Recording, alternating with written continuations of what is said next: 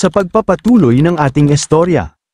Sa mahinahong gabi, ang tatlong disipulo ni Ye Junlin, sila Hong Chenny, Bai Shaoxi, at Li Wuji, ay tulog na tulog, nakabibihag sa mahiwagang kaharian ng mga panaginip. Walang sinumang duo Golden Immortal ang makakapagwasak sa mahiwagang pormasyong ito, at kung ito'y magtagumpay, magpakailanman nang lulubog sa kawalang hanggan ang sangkatauhan. Sa loob ng ilusyon ni Li Wuji, ang Kuanluan Realm ay naging larangan ng digmaan. Sa paligid, nagngangalit ang mga demonyo, sumasabog ang labanan sa bawat sulok. Sa gitna ng kaguluhan, isang matandang lalaki ang sumigaw, tinig na nagdadala ng takot at pag-asa. Nilililo ba ng langit ang Kuanluan? Biglang sumiklab ang kidlat ng isang espada, isang matalim na liwanag na hamati sa dilim. Sa isang iglap, isang demonyong kawal ang napugutan ng ulo. Lumingon ang general ng demonyo, mga matay puno ng takot. Saan nagmula ang lakas na iyon? Sa sandaling iyon, humakbang si Li Wuji, nililiwanagan ng apoy ng kanyang kapangyarihan. Itinaas niya ang kanyang espada at buong tapang na inihayag, "Ako yun." Puno ng sigasig ang mga taga-nayon habang isinisigaw ang kanyang pangalan. Siya yun, ang Diyos ng Espada, ang pinakamalakas na Sword Master sa Kuanluan Realm, na iligtas tayo. Nagningning ang determinasyon sa mga mata ni Li Wuji habang bumigkas ng mabagsik na babala. Sino mang maghasa sa Kuanluan, ay tiyak na mamamatay, at sa isang malakas na hampas, pinatumba niya ang general ng demonyo sa isang iglap. Tumayo siya sa ibabaw ng bundok, itinaas ang espada at buong loob na ipinahayag, "Ipagtatanggol ko ang Kuanluan Realm."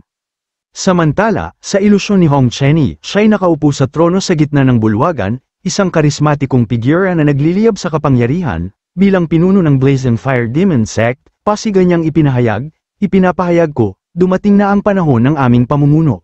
Sumabog sa kasiyahan ang kanyang mga sakop, umalingaw-ngaw ang kanilang sigaw sa bulwagan. Pinuno ng walang hanggang kapangyarihan, banal na apoy sa langit. Ang Blazing Fire Demon Sect ay sinasamba, mananatiling nagniningas magpakailanman.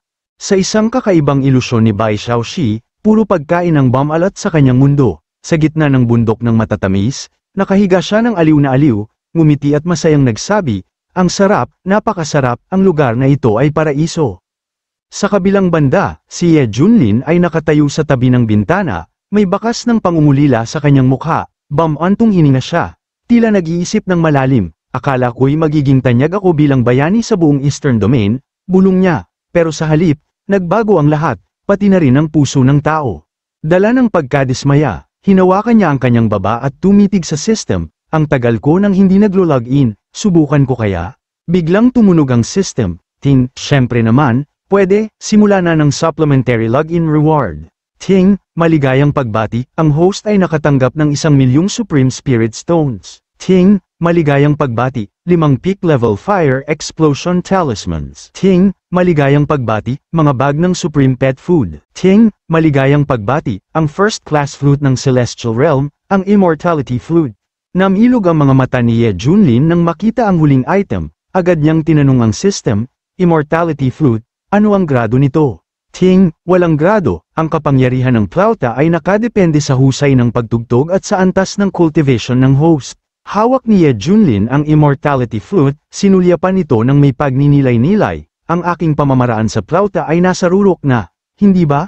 Isang himig na nagpapagaan ng aking kalooban ang nararapat," at sa sandaling iyon, nagsimula siyang tumugtog, ipinadarama ang kanyang nararamdaman sa bawat nota. Samantala, sa labas, isang miyembro ng Snake Tribe ang nagulantang sa di inaasahang musika. "Ano yung tunog na yan?"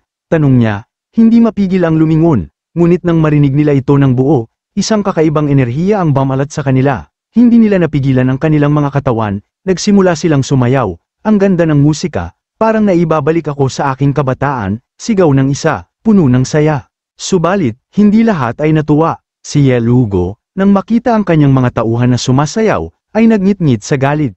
"Tugo, anong ginagawa mo? Bilisan mo, panatilihin ang Grand Illusion Formation."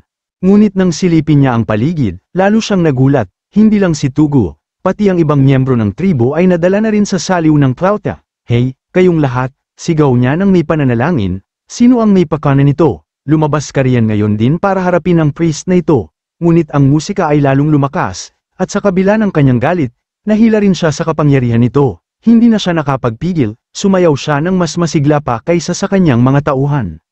Samantala, sa loob ng silid, isang figura ang biglang nagising, si Fan Dezeng. Nahuli ako sa bitag, bulong niya, humihingal, sino ang gumawa nito? Sino ang nagtulak sa akin sa ganitong kalalim na tulog? Nang matanto ang peligro, mabilis siyang pumunta kay Anne Miaoy at Jen Aisang ito, delikado, ale, gising na, isang mahiwagang selyo ang inilagay niya sa noo nito, matanggal, sa isang iglap, dumilat si Anne Miaoy, nagulantang, Fan Uncle, anong nangyayari? Tanong niya, puno ng pagtataka. Mahigpit ang ekspresyon ni Fan Dezeng, nahulog tayo sa isang bitag. Nagulat si Anne Miaoy, kaya pala parang ayaw kong magising. Pakiramdam ko'y lalong bumibigat ang aking katawan sa tuwing natutulog ako. Pinag-aralan ni Fan Dezeng ang sitwasyon at nagbigay ng conclusion. Kung hindi ako nagkakamali, isang Grand Illusion Formation ang inilatag ng ating mga kaaway. Isa ito sa pinakamatandang at pinakamalulupit na formation. Ang mga nahuhulog dito ay tuluyang natutulog at hindi na nagigising hanggang sa mamatay sa tahimik at mapanlinlang na panaginip. Nagulantang si Anne Miaoy, ang lupit naman, ano ang plano nila? Gusto ba nilang pumatay para sa kayamanan? Tumitig si Fan Dezeng sa kawalan. Malapit nang magbukas ang Elixir King Valley, sa gitna ng nagbabagong kapalaran, lahat ng klase ng panganib ay maaaring sumulpot. Pagkasabi nito, lumipad siya palabas ng inn, determinado. Sa labas, ang Serpent Clan ay tuliro pa rin. Wala sa sarili sa kapangyarihan ng Plauta, sumigaw siya, puno ng babala. Sila ay mga Mingyuan creatures, ang madilim at makapangyarihang Serpent Clan. Nagising sa katotohanan ang isa sa mga nilalang, Lord Yelugo. Anong gagawin natin? Tanong nito, puno ng pag-aalala. Nag-isip si Yelugo, nagtitimbang ng pagkakataon, bagamat napigilan tayo kanina, ang mga cultivator ng human clan ay patuloy na nananatili sa kanilang panaginip, hanggat matutupad natin ang ating layunin sa lalong madaling panahon, may pagkakataon pa tayo. Ngunit hindi nag-aksaya ng oras si Fan Dezeng, hawak ang kanyang espada, nagpakawala siya ng espiritual na enerhiya. Kayong masasamang halimaw ng Mingyuan, sigaw niya, puno ng galit, paano ninyo nagawang lapastanganin ang aming human clan? Walang emosyon ang tinig ni Yelugo ng kanyang sabihin, ano naman kung ginawa namin, ang Panginoong Mingyuan ay tiyak na lulupig sa Eastern Domain, at ang pagpatay sa ilan sa inyong mga cultivators ay wala ng halaga. Ngunit hindi nagpatinag si Fan Dezeng, itinutok ang kanyang espada at nagbabala, kayong mga walang hiya. Ang lugar na ito ay teritoryo ng human clan, hindi ninyo basta-basta malalapastangan. Sa halip na manghina, ngumisi si Yelugo, puno ng tiwala sa sarili, pareho tayong nasa Great Ascension Realm, pero nasa likod ko ang mahigit 100 elite warriors mula sa Integration Realm, ano ang laban mo sa amin? Biglang sumugod sina Li Wuji at Hong Chenyi, dumadagundong ang boses na tila nagbabanta ng paglipol, akala ko kung sino, mga Yingyuan creatures lang pala, malamig na wika ni Li Wuji. Nakapatay na ako ng 10,000 sa inyo noon, at mukhang gusto kong ulitin, galit na bumungad si Hong Chenyi. Kayo pala ang marurumi at hamak na nilalang na balak akong tambangan.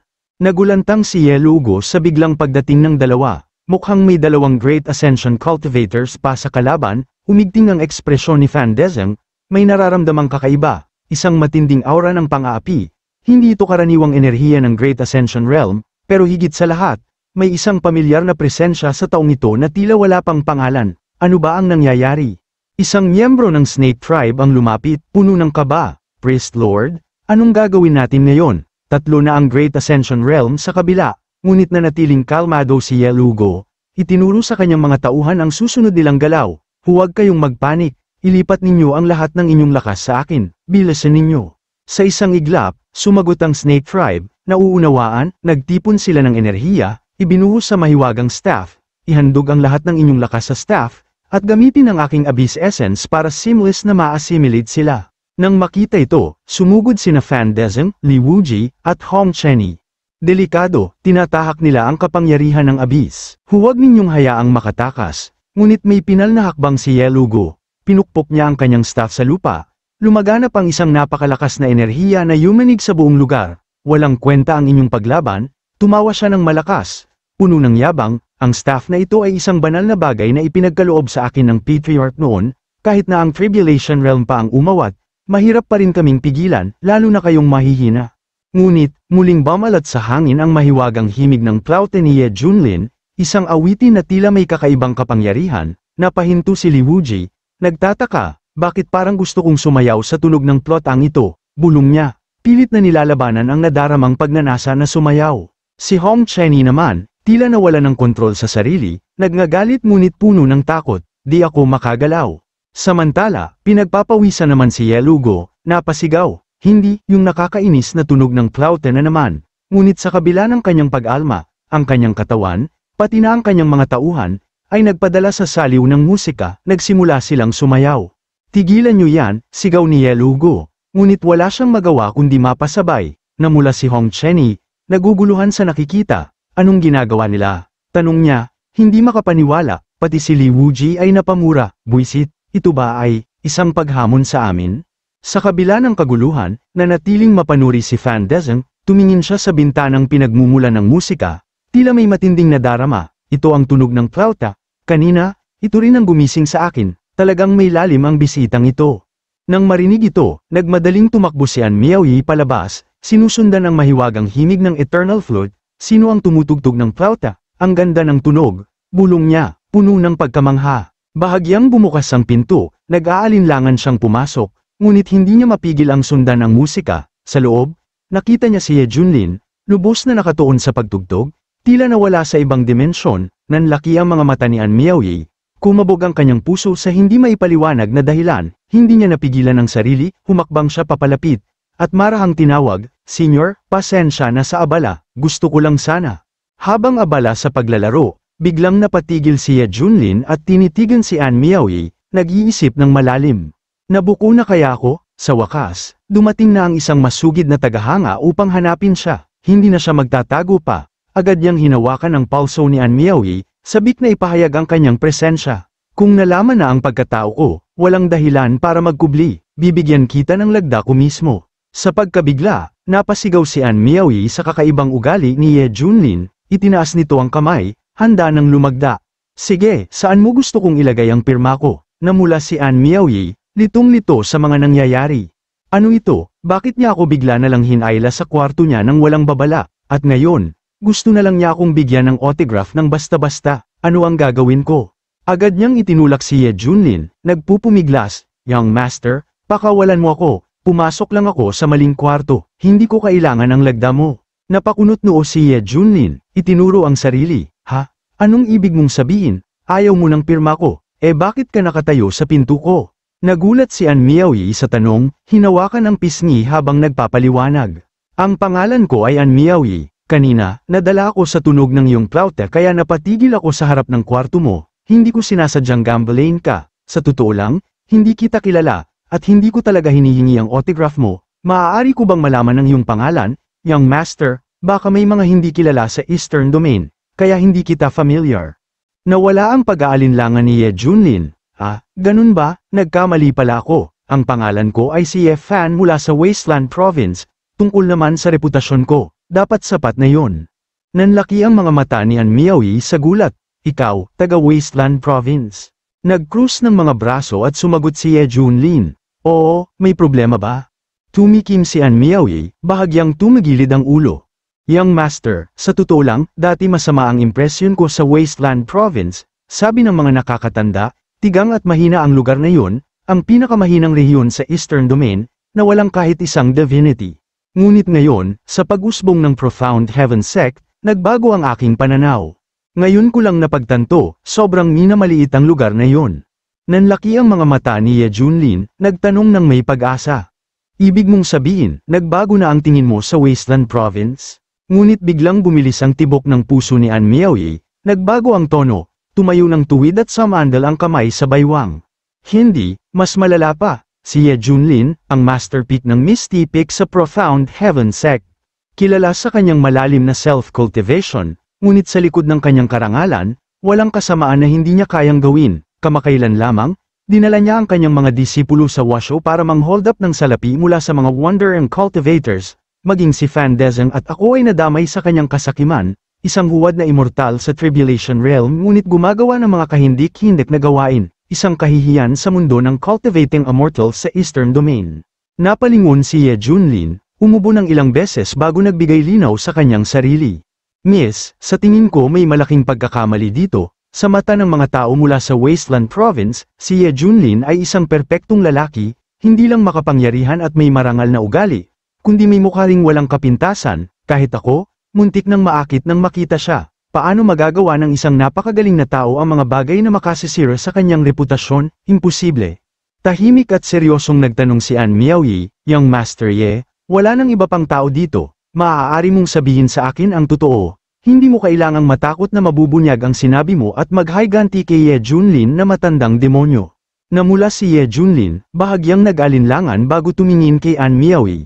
"Miss, ang imahinasyon mo ay talagang napakayaman." Ngunit hindi natinag si An Miaoyi, kumuyam siya ng kamao, matibay sa kanyang paniniwala.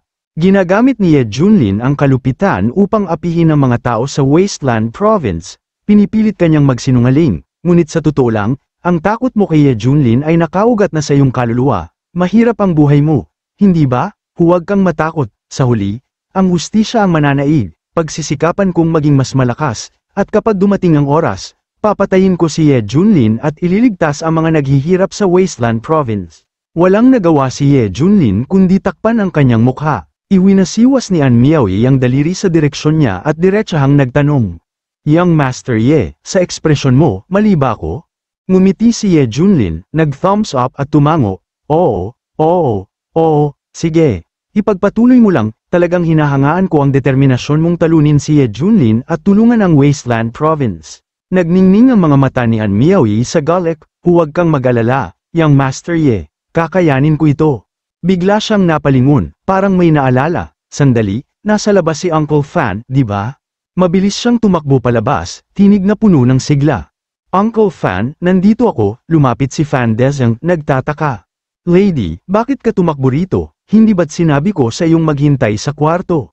Ngumiti si An Miaoyi, nagbigay paliwanag. "Kanina, may narinig akong tumutugtog ng flauta. Napakaganda ng tunog kaya sinundan ko ito, at dito ako napadpad." Nagulat si Fan Dezeng. "Teka, ibig mong sabihin, nakita mo ang tumugtog?" Hinayla ni An Miaoyi si Ye Junlin palabas, ipinakilala siya ng may kasiglahan. "Oo, siya, ang pangalan niya ay Ye Fan," yumuko si Fan Dezeng, puno ng paghanga. "Young Master Ye, talagang hinahangaan ko ang galing mo." May kumpiyansang sumagot si Ye Junlin, bahagyang nakangiti. "Walang problema, may kakaunting espesyal na kakayahan lang ako." Sa sandaling yon, dumating sina Li Wuji at Hong Chenny, handang magbigay pugay. "Master," ngunit bago pa man sila makapagsalita, mabilis na gumamit si Ye Junlin ng sound transmission upang balaan sila. "Huwag ninyong ibunyag, tawagin na lang ninyo akong Ye." Nagmadaling tumugon si Hong Chenny, nag-a-adjust sa bagong tagubilin.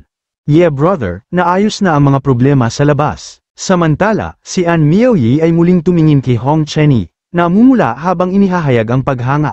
"Ang gwapo mo talaga, para kang isang diwata." Pagkatapos, may pagtatakang nagtanong siya. "Sino silang dalawa?" Ngumiti si Ye Junlin bago ipinaliwanag. "Itong nakapulang damit ay si Wang Kuihua, at ang may hawak ng espada ay si Li Taidan."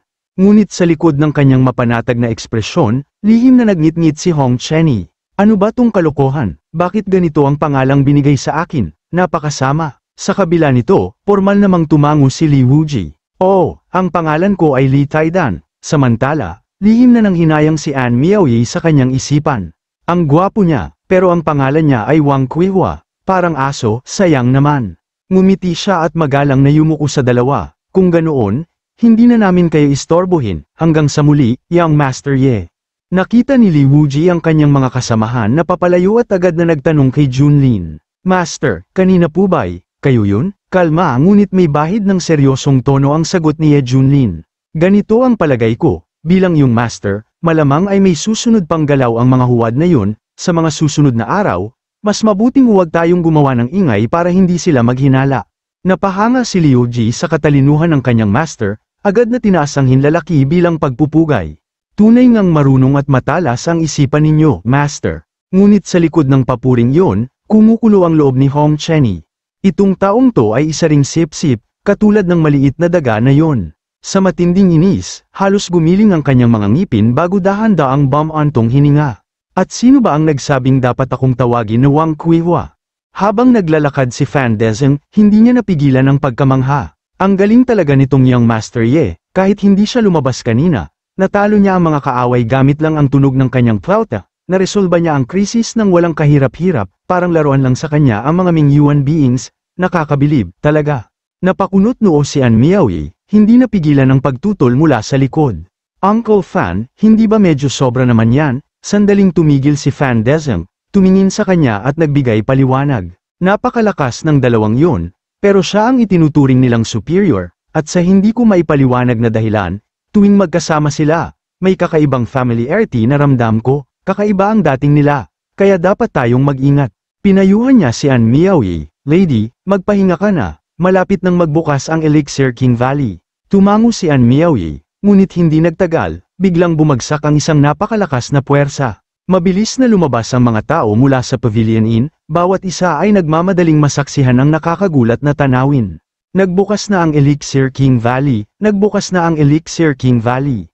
Kakaiba, hindi tugma sa predicted time, ngayon lang ito biglang nagbukas ng ganito. Nagmadaling lumipad si Fan Dezhang at An Miaoyi, nagbigay ng utos. "Lady, oras na para tayo'y umalis." Samantala, kumagat si Ye Junlin bago nagpasalamat. "Xiaoxi, salamat sa tiramisu mo, ang sarap talaga." Masiglang sagot ni Ba Xiaoxi, "Basta gusto ito ng master, pwede kong gawin ito araw-araw para sa kanya." Ngunit biglang bumilis ang lakad ni Ye Junlin, ramdam ang tensyon sa hangin. "Hindi ko inasahan na ganito kabilis magbukas ang Elixir King Valley, tara na." Washoe, Eastern Domain, labas ng Elixir King Valley.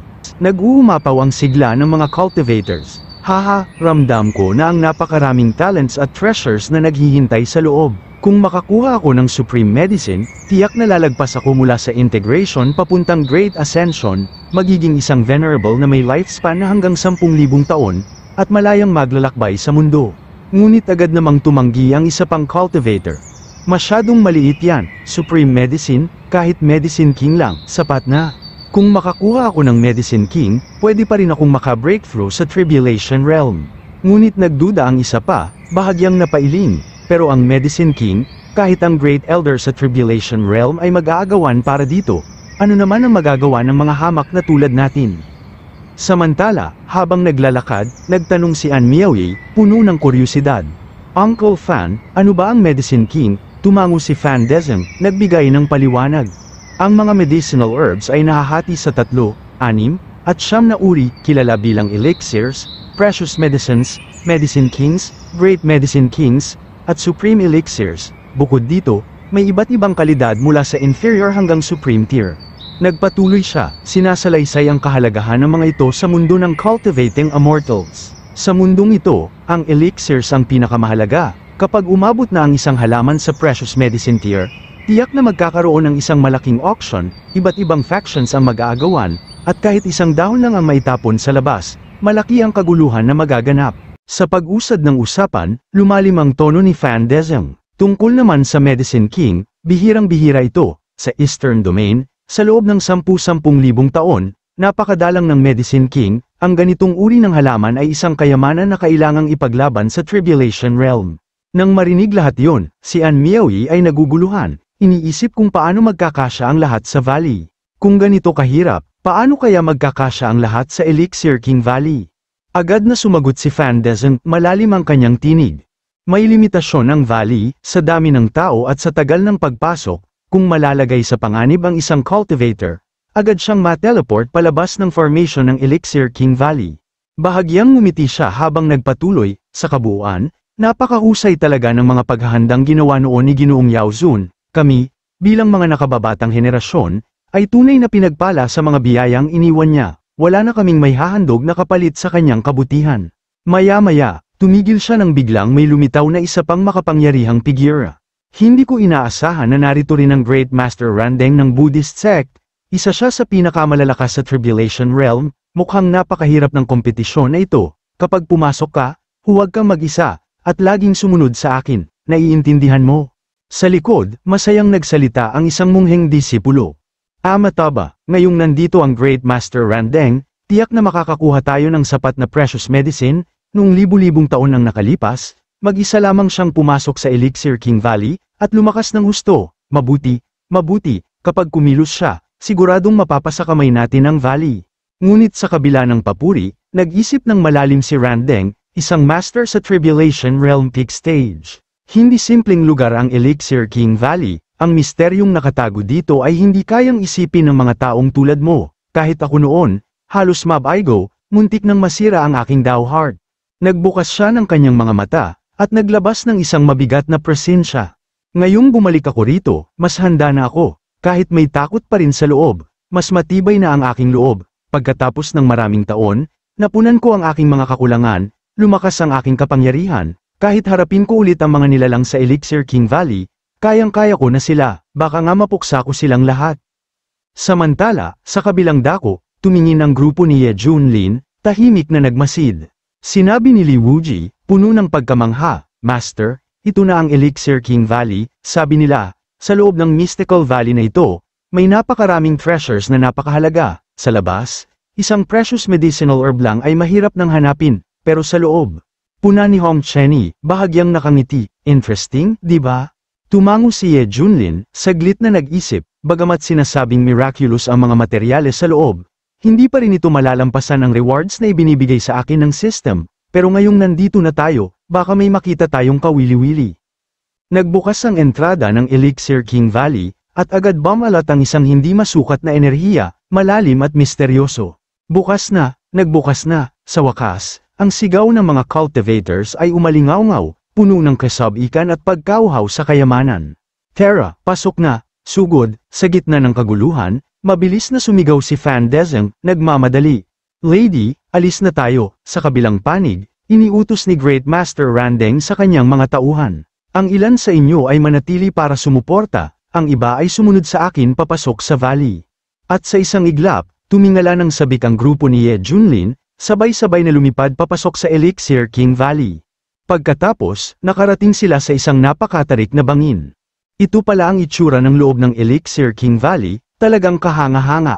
Ngunit sa di inaasahang pangyayari, biglang lumaki ang mga mata ni Hong Chenny habang tinitignan ang kanyang kamay, hindi makapaniwala.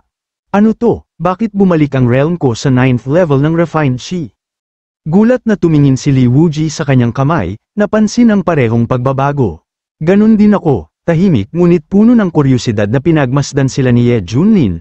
Ha? Bakit hindi nagbago ang cultivation ko? Mukhang hindi sakop ng restrictions na iniwan ni Yao Zun ang kapangyarihan ng system. Pagkatapos, hinawakan niya ang kanyang baba, nag-iisip ng may matinding interes. Maya-maya'y bumungad ang isang pilyong ngiti sa kanyang labi. Pero pwede kong magpanggap na nasa 9th level ng Refined Chi, pagkatapos ng lahat, ang pagpapanggap ang pinakamagaling kong skill.